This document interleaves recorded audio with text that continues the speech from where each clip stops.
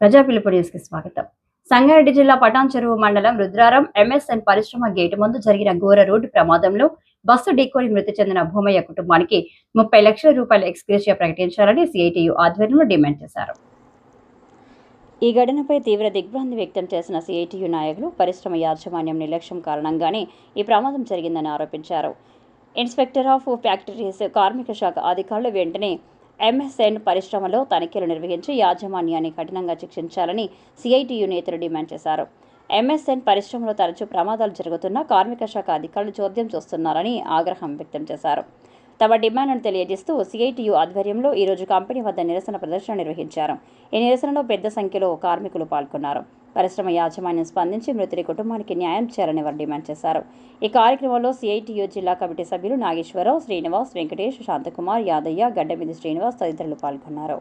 మండలము రుద్రారం గ్రామంలో ఉన్నటువంటి ఎంఎస్ఎన్ పరిశ్రమలో నిన్న ఉదయం 8:45 ప్రాంతంలో చనిపోయినటువంటి భూమయ్య కుటుంబానికి ఎంఎస్ఎన్ పరిశ్రమ యాజమాన్యం వెంటనే స్పందించి నష్టపరిహారం కింద 30 లక్షల ఎక్స్గ్రేషియా ప్రకటించాలని చెప్పేసి సిఐటి తరఫున డిమాండ్ చేస్తూ ఉన్నాము. ఎందుకనంటే కాంట్రాక్ట్ వర్కర్గా 5 సంవత్సరాల నుంచి పనిచేస్తున్నటువంటి భూమయ్య కుటుంబం ఈరోజు పూర్తిగా వీధిన పడేటటువంటి అవకాశం ఉంది.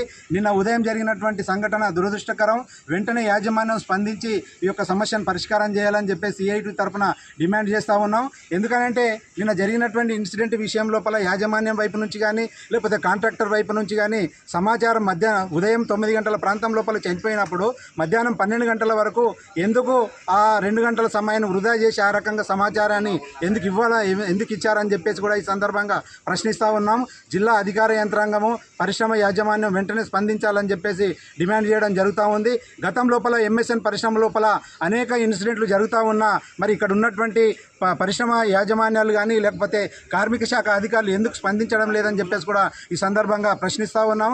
గతం లోపల కనీస వేతనాల గురించి కానీ ఇతర అనేక సమస్యల గురించి కార్మిక శాఖ అధికారులకు చెప్పినా కానీ ఇక్కడ ఉన్నటువంటి ఇన్స్పెక్టర్ ఫ్యాక్టరీస్ వారు కూడా తనిఖీ చేయకపోవడం విడ్డూరమైనటువంటి విషయం. అందుకోసం గతంలో జరిగినటువంటి పరిణామాలను దృష్టిలో ఉంచుకొని భవిష్యత్తులో జరగకుండా భూమయ్య ఇన్సిడెంట్ను దృష్టిలో పెట్టుకొని వెంటనే భూమయ్య కుటుంబాన్ని ఆదుకోవాలి.